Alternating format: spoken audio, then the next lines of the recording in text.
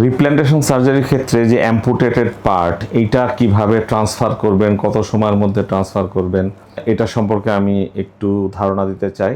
Trauma বা অ্যাক্সিডেন্টের কারণে যদি কোনো পার্ট শরীর থেকে বিচ্ছিন্ন হয়ে যায়, 4 ঘন্টার মধ্যে যদি আমরা স্পেশালাইজ সেন্টারে আমরা নিতে পারি, তাহলে যদি মাইক্রোভাস্কুলার সার্জারি আমরা সঠিকভাবে করতে পারি, তাহলে সেই ক্ষেত্রে বিচ্ছিন্ন অঙ্গ পুনঃস্থাপিত হতে পারে। তো এটা ট্রান্সফার কিভাবে করতে হয় সেটা সম্পর্কে একটু ধারণা দিতে চাই।